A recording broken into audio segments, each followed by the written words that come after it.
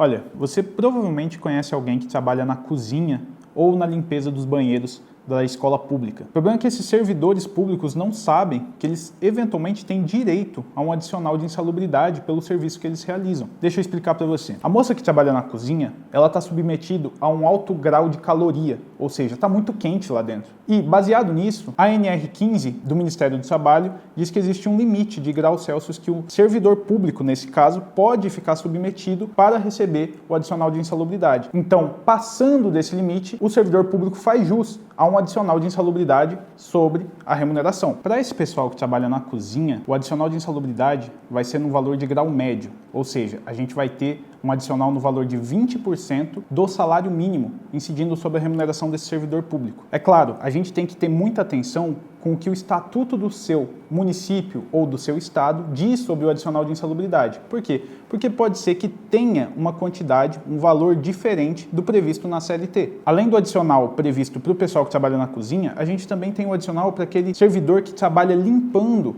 o ambiente escolar, por exemplo. Ou seja, banheiro de alta circulação, a gente também tem aquele servidor que limpa banheiro de praça, banheiro de ambiente de uso comum, onde tem situações realmente muito precárias de trabalho e tem que lidar com lixo, coleta, enfim. Toda essa situação dá direito a ele um adicional de insalubridade no grau máximo, nos termos da NR15. Ou seja, para o pessoal que está submetido a calor, a gente tem o grau médio em 20%, enquanto o pessoal que limpa esses ambientes de alta circulação, nós temos o grau máximo, que é 40% sobre o salário mínimo. O que é importante a gente se ater nessas situações? Primeiro, a maioria dos municípios tem previsto no estatuto um adicional de insalubridade e periculosidade, por exemplo, mas nesse vídeo a gente vai falar sobre insalubridade. Apesar de ter essa previsão, o município não concede esse adicional para diversas categorias que teriam direito. E às vezes ele faz de duas formas isso. Uma, ele tem uma LTCAT, ou seja, ele tem uma perícia, uma investigação que diz que não teria direito o servidor, e em outro caso ele nem tem esse documento. Ou seja, ele nem apurou, ele nem chamou técnicos em segurança do trabalho ou engenheiros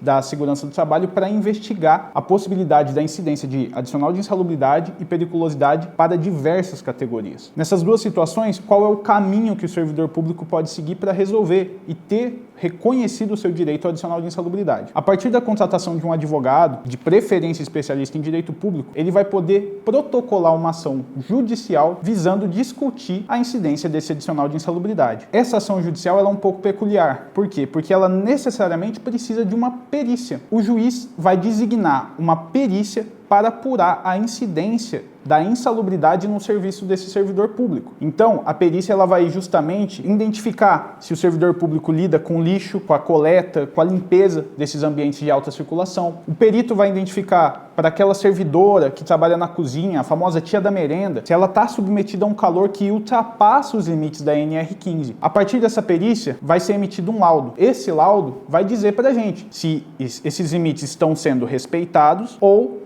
ultrapassados. Caso ultrapassados, o servidor vai ter direito a esse adicional de insalubridade. É claro, normalmente o juiz segue o que o perito diz, até porque é ele que tem a qualidade técnica de apurar a incidência ou não de um evento insalubre na rotina de serviço daquele servidor. Entretanto, o juiz não é obrigado a seguir o que o perito diz. Mas a gente sabe que na prática, se o perito identificar a insalubridade ou não identificar, é muito provável que a sentença vai sair dessa maneira. Um grande detalhe é que, eventualmente, os municípios deferem administrativamente a insalubridade para um servidor. Às vezes o servidor está tanto tempo insistindo, está tanto tempo buscando entender por que ele não tem adicional de insalubridade, que a administração vai lá e defere para ele o adicional. Ou até algumas administrações, tanto municipais quanto estaduais, têm regulamentado depois essa situação da insalubridade, às vezes baixando um decreto. Por exemplo, foi o que aconteceu a nível estadual, aqui no Mato Grosso do Sul, dizendo como seria o requerimento dessa insalubridade. Mas vem cá, se você trabalha há muito tempo já sob essas condições de serviço, você já não teria direito à insalubridade? Até porque a lei tende a ser mais antiga do que esse regulamento ou seu deferimento administrativo. E é justamente aí em que a administração não vai te pagar os seus atrasados. E por isso, mesmo que você consiga na via administrativa o seu adicional de insalubridade, é importante, interessante que você busque um profissional, um advogado, para analisar se você pode pleitear os retroativos referentes a esse adicional. Ou seja, todas as parcelas referentes aos últimos 5 anos que você prestou de serviço, desde que você estivesse na condição de insalubridade. Ah, Jorge, eu trabalho há 3 anos só nessa condição de insalubridade. Faz 3 anos que eu, auxiliar de serviços gerais, por exemplo, da educação, os administrativos da educação, fui lotado na cozinha. Faz 3 anos que eu trabalho naquela cozinha onde foi identificado um alto calor, um grau de calor que justifica a insalubridade. Nesse caso, você não vai ter 5 anos para trás, você vai ter os 3 anos, a partir do momento onde você se submeteu a esse serviço que lhe concede a insalubridade. Bom, se você tem interesse em conhecer mais sobre o direito do servidor público, inscreva-se aqui no canal, a gente sempre posta conteúdo sobre esse assunto. E se você tem interesse também em conhecer um pouco da rotina do escritório, do dia a dia de um advogado